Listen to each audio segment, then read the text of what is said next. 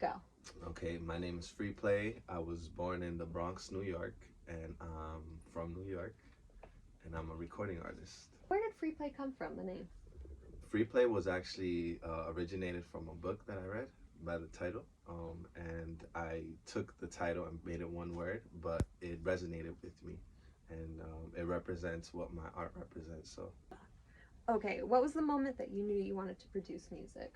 I started taking it serious around the time I was like 23, around there, like 3 years after college. But even before then, I always did music as a child. Yeah. Okay.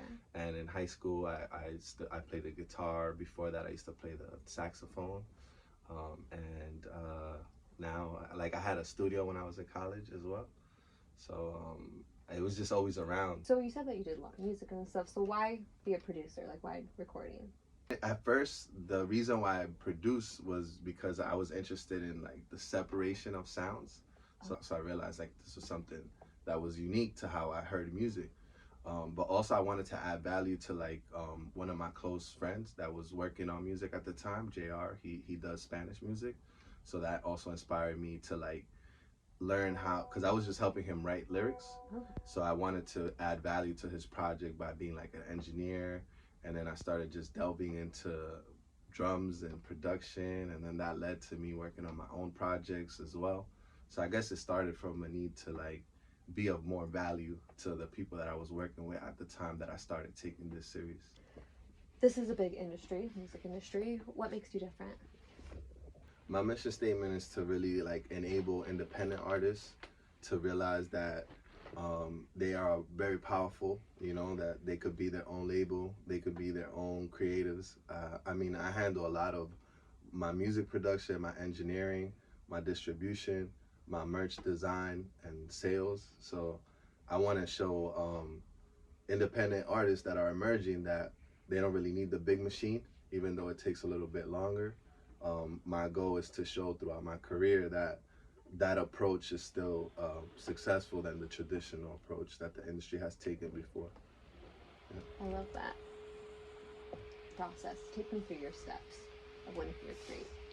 It's different every time, but it just really goes off of inspiration of what I'm living at the moment. But any day it could be different. It could be I'm making an instrumental. Sometimes I'm just listening or shopping for vinyl to get inspired. Other times I'm watching a movie in the studio or hanging out with some of the friends that inspire me, other creatives and people that are close to me. But it's very different every time. I just kind of live life and then I take that to the studio, you know? I love that. What is your favorite part about your process? I really enjoy the recording process, you know, using my voice as an instrument. That's one of my favorite parts. I also enjoy exploring and shaping sounds. So I enjoy the sound design part of it as well. And collaborating with other producers that help me bring something different to what I'm working on at the moment. How do you know when something's finished? It's never finished. I have to put like it's like the most artist answer. Yeah. I have to put my own deadlines on myself, but I realize that if it's up to me, it's never done. There's always a work in progress. So whatever you guys hear, it's still not finished. So you just had your album come out. What inspired that, and then what's inspiring your next album? Well, my debut album just came out. That was inspired it started really like in 2015 when I recorded the song Supreme Dreams with my friend JR that I mentioned before. He's the producer on that record. And a lot of trips to Denver, Colorado were inspired. That album was inspired by those trips when I worked with my co-producer, Devani. But it was just a need to release music at this moment. I really wanted to do it during the pandemic, but because of the situation, I just didn't feel it was the right time for the album to come out. And what was the second part of the question? What is your inspiration for your album to come out, your next one?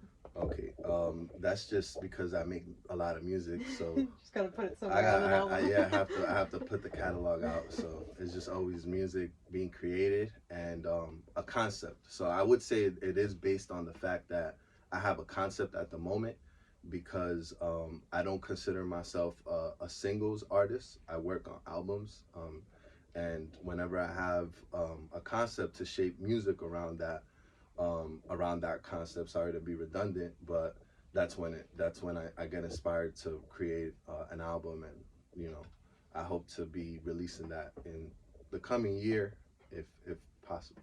You know, let's see. Stay tuned. Yeah, let's see what happens. Describe your dream collaboration. My dream collaboration, I think, has already happened. You know, I've worked with some of my best friends in the industry. I mean, not in the industry, just some of my best friends that are also collaborators. But also, I guess some of the big names. You know, it'll be nice if they want to work with me. If not, they missing out. You know. Of course. How does your music reflect what you're going through? I think it always does. It's just from every aspect of it, the sounds I pick, the things I write about. It always just seeps through in the music and the lyrics. What am I trying to tell through the sound? What story am I trying to captivate? What experience that I lived through am I putting into that music? But it doesn't necessarily happen that day, because I have to reach like for moments where that emotion like happened, and then I captivate that into the music. Have you had to sacrifice for your art? Everything, everything. A lot of relationships I've sacrificed. A lot of family relationships and personal relationships, mainly. Those are the ones that hurt the most. But a lot of my time goes into a lot of money. So being broke, you know, being a broke artist. Being an artist. Yeah, That's the sacrifice. So my whole life, basically, my previous careers that I was in. So I put it all on the line for this. What are the most memorable responses someone has had to your music? I remember somebody crying one time when I played a song. It was a really personal song. That was memorable. I remember somebody crying because they were affected by the song. That was like never happened again, but I don't know. I don't get too much. Fans need to start giving more feedback, you know, Yes, so I could know how is the Give me music's feedback. reaching it. How does your music manifest in your life? Sometimes I find myself reliving certain moments of some of the lyrics that I write about, and it's kind of crazy. Sometimes I also like write something that hasn't happened, and then it happens. So it's you know, the power of manifestation and the power of the tongue and your words. It has shown. I have learned that through the music. So that's. Give me your Is that favorite example. Yeah. I mean, I can't talk about it. It's really that's a real. Like, I want to. You gotta tell me I afterwards. mean, my I want music. this lyric. You know, some of the music's explicit, so it's one of those moments. Okay, keep it PG, but I like yeah, let's that. keep it PG-13, you know, for the kids. Exactly. Okay, what is your current mantra? Like a few years ago, I was keeping a journal. I don't at the moment, but I kept writing. Don't let fear paralyze you. So that was one of the things. So. Don't let fear paralyze you. Yeah. You can go back in time to your younger self, but you can only say one sentence, no commas. What would you say? Keep going. Keep going. Mm. Just don't give up. What form of music or instrument did you try and hate? I actually didn't like the bass guitar when I did when I was in high school. My brother and he bought a guitar, I bought a bass, and I was learning how to play the bass, but I couldn't hear the lower frequencies, so I sucked. I felt like I sucked at bass guitar, but now I like it because I kind of learned it, you know. You got back into it? You learned it? I heard it. I started hearing the frequency, and it clicked for me. So What is your favorite? right now, it's between guitar, my voice, and samplers. I Ooh, love okay. samplers. Yeah, Yeah. Vintage samplers. Vintage sampling. Ooh, okay. I love that. Yeah, I have a few here. Is that a little preview? Little what plug there, you know. Okay. Yeah, I Yeah. have some. So excited. Okay. What would you like to try in the future that you haven't tried yet? Musically or just in life? Both. I would like to explore different genres that I haven't already. So I'm always looking to expand, like beyond just what people think that I can do or what I'm currently doing at the time. So I would like to explore, you know, outside of my like typical genres that I'm known for. Okay, And in life, like to be determined. I'll answer that in a later interview. Travel more, like. Yeah, that's always fun. That's always fun. Okay. Touring. I want to experience touring. Touring. Oh, Yeah, that'd be so touring, cool. yeah. Yes. I like performing, so I like to experience that. Performing more. Last question. What is the funniest way you've ever been injured? What the funniest way I've ever been? What? Injured. Injured? Mm-hmm. It's the funniest way you've ever been hurt.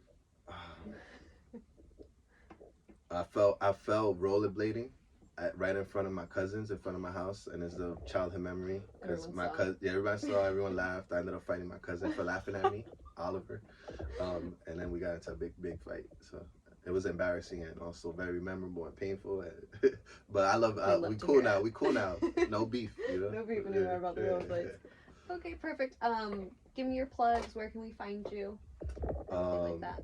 Y'all can find me on all digital streaming platforms under FREEPLAY or Cold County, and I'm on Instagram under FREEPLAY.